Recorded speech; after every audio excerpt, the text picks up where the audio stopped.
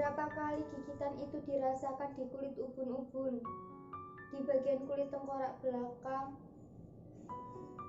di kulit tengkorak kiri kepalanya, dan di kulit tengkorak kanannya juga. Entah bagian yang mana lagi. Mungkin kulit kepalanya yang semula putih mulus kini telah berubah menjadi warna merah berdarah, dilengkapi dengan bercak-bercak merah yang semula kecil kini sebesar sap jempol. Bukan karena ada yang mengguyur kepalanya dengan menggunakan cat warna merah tua atau karena dia telah dikeroyok massa, melainkan itu karena berulang kali di tempat yang sama kutu-kutu rambut itu telah menggigit kulit kepalanya, menghisap darah dan meninggalkan bercak merah. Merasakan sakit dan gatal tidak pernah absen darinya. Tapi dia tahan. Gadis itu menahan semua siksaan yang diberikan oleh kutu-kutu biadab yang sedang membuat sarang di rambutnya. Bukan hanya gatal karena gigitan dan bekas merah di kepalanya yang kini semakin hari semakin memanah. Tak jarang pula warga desa itu merasa jijik dan menatapnya aneh ketika mereka berpapasan dengan gadis itu. Tentu beserta kutu-kutu yang beribu melekat di rambut legamnya yang serasi jika dipadukan dengan warna hitam kutu-kutu tersebut. Bukan hanya itu, anak-anak banyak yang memberi gelar padanya, entah ratu kutu atau wanita kutu. Bahkan, bapak-bapak yang jarang membicarakan orang ketika di pos ronda dan lebih banyak membicarakan hal seperti tikus yang mengancam padinya, kini mereka beralih topik membicarakan gadis beserta kutunya yang senantiasa ikut dengannya bahkan saat ia mandi. Dan tidak lupa ahlinya menggosip ibu-ibu desa. Entah berapa kali pula di dalam hatinya ia menyumpahi kejadian yang menjadikannya seperti ini. Nasi telah menjadi bubur, dan biarkan bubur itu basi. Setengah tahun lamanya ia memberikan kemerdekaan kepada kutu-kutu itu dan menahan sakit fisik maupun batin sebelum dia merasa lega dan tidak akan pernah merasakan gatal beserta sakit. Tepat pada waktu di mana senja mulai tiada, warna jingga mulai sirna, mentari meminta bulan untuk menyinari bumi. Burung-burung bergegas kembali ke sarang yang telah mereka tempati. Angin berhembus pelan. Enak jika dibuat untuk mengistirahatkan badan, namun nyatanya azan maghrib telah dikumandangkan. Ketukan terdengar beberapa kali di luar kaca jendela kamarnya yang berada tepat ke arah senja mulai tergelincir. Dibukanya jendela itu. Dengan secara tidak langsung dia membukakan pintu berbagai hinaan yang siap menerkam. Terpampang satu ekor kutu dengan kedua tangannya yang didekapkan di dadanya. Terlihat jelas bahwa ia menggigil. Maaf jika mengganggu. Di luar sini sangatlah dingin untuk tubuhku yang tidak seberapa. Bolehkah aku masuk? Dipersilahkanlah ia masuk ke kamar gadis itu. Setelah ia masuk dan duduk di meja yang mana meja sama yang digunakan gadis itu untuk membaca cerita fiksi dalam bukunya sebelum seekor kutu mengetuk kaca jendela kamarnya. Gadis itu menatap iba pada seekor kutu yang terus menggigil meski telah berada di dalam kamarnya. Diberilah selimut, secangkir teh hangat, dan beberapa biskuit yang masih beruap. Terima kasih untuk selimutnya. Teh hangat untukku? Maaf, aku tak meminum teh hangat. Biskuitnya masih hangat? Sayang, aku juga tidak memakan biskuit. ucapnya sambil menundukkan kepalanya. Malam semakin larut. Udara dingin tak kunjung mengkerut, malah menjadi-jadi dibantu dengan awan yang menutupi cahaya rembulan. Hingga malam dingin di penjuru pelosok tempat berdatangan. Gadis itu telah berbincang dengan seekor kutu kecil yang 2 jam lalu ia bukakan jendela kamarnya. Berbagai topik telah didiskusikan mereka. Lebih tepatnya hanya gadis itu yang sibuk berbincang dan seekor kutu mendengarkan. Hingga gadis itu berkata padanya, "Bagaimana jika kau tinggal di rambutku saja? Bersama dengan istrimu, kau di sini bisa membangun sebuah rumah. Mengenai makanan, kau bisa dengan istrimu menggigit kulit kepalaku. Anggap saja ini sebagai balasanku karena dari tadi kau sudah menjadi pendengar yang baik. Harusnya para manusia belajar darimu, karena manusia tidak pandai dalam menjadi pendengar. Mereka hanya ingin didengar." Suatu pagi, ketika gadis itu menyisir rambutnya dan ia dapati seekor kutu yang ia berikan sebuah tempat 1 minggu lalu di rambut panjangnya, sedang bergelantungan di sehelai rambutnya. Jelas wajah gadis itu terlihat sumringah dan bahagia. Setelah ia mendengar kabar dari seekor kutu itu yang kini telah menjadi bapak dari berpuluhan telur yang menetas.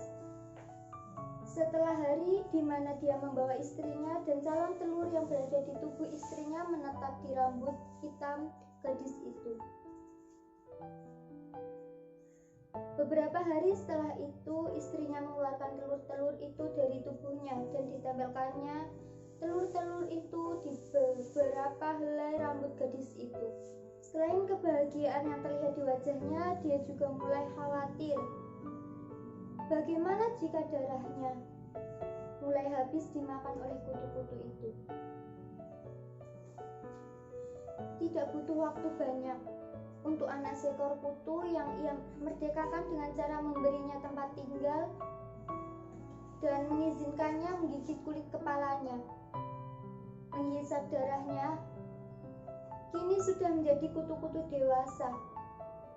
Seekor kutu yang menjadi pendengar baiknya setelah mempunyai anak-anak kutu itu tak lagi berbicara atau mendengar ocehan gadis dengan rambut panjang itu hingga sekarang. Terakhir kali mereka berbincang, seekor kutu itu meminta maaf karena ia kini tak memiliki waktu untuk mendengarkan gadis yang telah memerdekakannya dengan memberi rumah dan makanan secara percuma karena ia diharuskan mengurus anak-anaknya. Dan mungkin kutu itu kini telah mati, pikir gadis itu. Kini puluhan anak kutu yang telah menjadi dewasa itu mengeluarkan mungkin puluhan telur dari 1 ekor kutu. Sayangnya yang sekarang berada di rambutnya itu bukan hanya seekor kutu, melainkan sudah ada berpuluh-puluh kutu yang dapat dibayangkan berapa banyak telur-telur kutu yang akan menetas. Ratusan, ribuan, jutaan, atau bahkan miliaran yang siap menghujani kulit kepalanya dengan taring-taring kecil kutu itu, mengambil darah di tubuhnya, atau bisa jadi seluruh bagian dari isi kepalanya akan habis dimakan. Karena kutu-kutu itu telah mampu memecahkan tengkoraknya. 4 bulan tiba. Rambut gadis itu sudah menjadi sebuah negara baru atau sebuah kerajaan kutu. Gadis itu hanya menahan sakit dan gatal tanpa menggaruk area kepalanya dan tanpa menyisir serta membersihkan rambutnya dan memberikan sampo dan melakukan ritual mencuci rambut panjangnya. Dia terlalu takut untuk membunuh kutu-kutu itu atau sekedar melukainya. Bagaimana bisa kutu yang tidak mendapatkan sebuah kemerdekaan dari siapapun datang kepadanya dengan membawa sepucuk harapan kemerdekaan? Yang sama dilakukan oleh para pahlawan negeri ini ketika sedang dijajah dulu. Dengan berbaik hati, gadis itu memberikan kesempatan untuk kutu-kutu itu merdeka. Lantas jika kini ia merampas kemerdekaan kutu-kutu yang senang bersarang di rambutnya dengan cara menyisir dan memberi sampo pada rambutnya, itu dia merasa sama seperti penjajah yang menjajah negaranya dulu. Hampir setengah tahun beranjak. Tepatnya kurang 2 hari, kutu-kutu itu telah resmi menduduki mahkota gadis. Gadis itu semakin kurus dengan dihujani berbagai hujatan, hinaan, cacian dari manusia-manusia sekelilingnya, dan tak lupa dengan gigitan kutu-kutu yang entah berapa miliar jumlahnya yang sedang bersarang di rambutnya. Terkadang gadis itu berpikir, bagaimana bisa kutu yang sebanyak itu berada di rambutnya yang jika diikat hanya seikat kecil tangannya. Rambut yang tiap hari bahkan jam itu rontok sehelai, 2 helai, tak jarang 10 helai langsung rontok tanpa ia sisir. Dilihatnya sehelai rambutnya yang telah rontok terdapat paling sedikit 5 kutu yang bergelantungan dan nampak merdeka di rambutnya itu. Dan setelah kutu-kutu menyadari bahwa rambut yang ia gelantungi itu telah rontok, ia terbang kembali ke arah rambut yang masih berada di kepala gadis itu. Rambut hitam nan panjangnya semakin tipis. Ketika di malam hari gadis itu membaringkan badannya yang kurus di esok paginya, ia melihat puluhan kutu yang berada di atas bantal yang telah ia pergunakan waktu malam hari. Pertama kalinya kaget. Setelah hampir setengah tahun ia sudah terbiasa dengan hal itu. Tepat setengah tahun, waktu di mana ia menemukan seekor kutu di jendela kamarnya, memberinya segalanya, memerdekakannya, dan mengenai bagaimana kondisi kulit kepalanya